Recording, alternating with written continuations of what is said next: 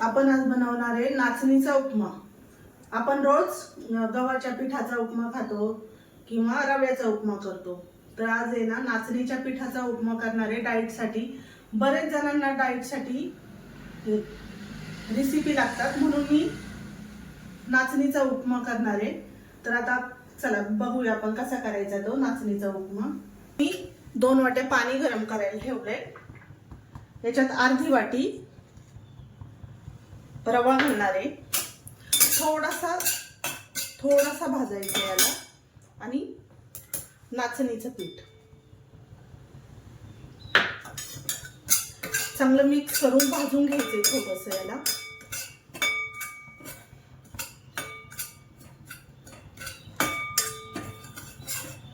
चांगलं हलवत राहायचंय, त्याचा कचटपणा थोडासा काढून घ्यायचा आहे आपल्याला। नाचणीला थोडंसं भाजायला वेळ लागतो जरा।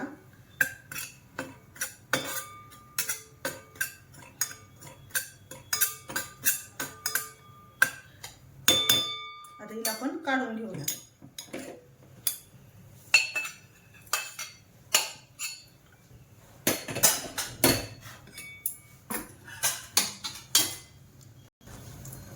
याच्यात 2 चमचे तेल घालूया।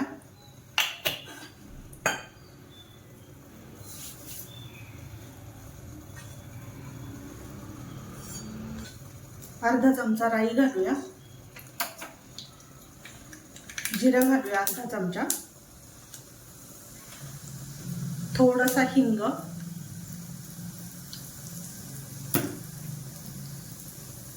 उडदाची डाळ घालते, अर्धा चमचा आहे। आता याच्यात आपला कांदा चांगला परतून घ्यायचा आहे। हिरवी मिरची,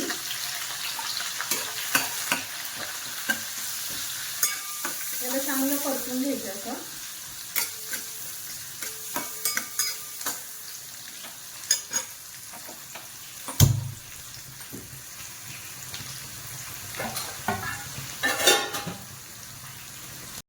याच्यात थोडासा कढीपत्ता, हे गाजर घालतीये। भाज्या जितक्या पाहिजे तुम्हाला तेवढ्या भाज्या घालू शकता, ज्या ज्या आवडीच्या भाज्या आहेत त्या घाला। याला थोडंसं जरा होऊन देऊया, 5 मिनिटाची वाफ काढून घेऊया ना।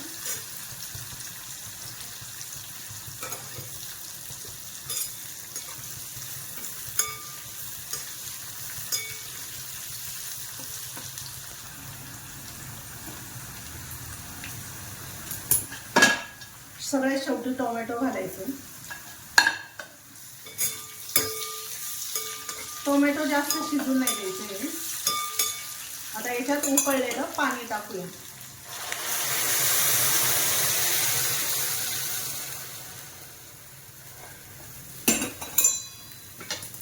याच्यात घालूया चवीपुरतं साखर आणि चवीपुरतं मीठ।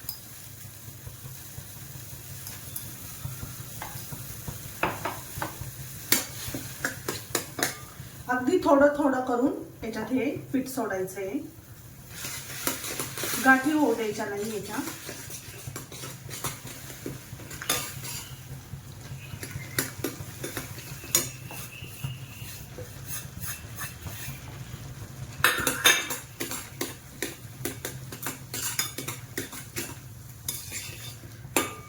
याच्यावर 2 मिनिटांसाठी आपण झाकण ठेवूया। आता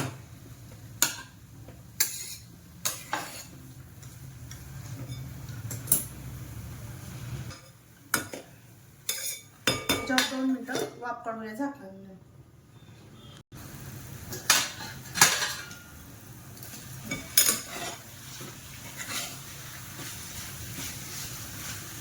असं अजून थोडासा होऊ देऊया याला।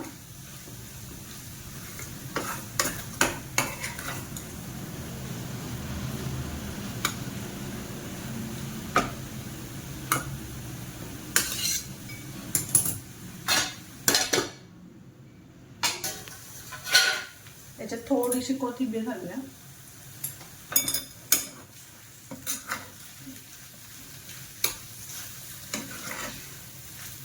अगदी छान झालेला आहे।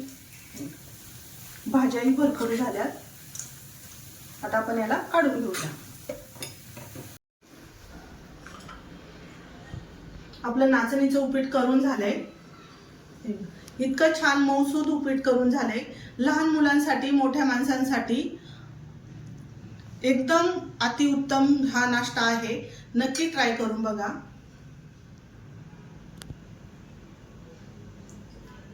आता याची चव कशी लागते मी बघतेय।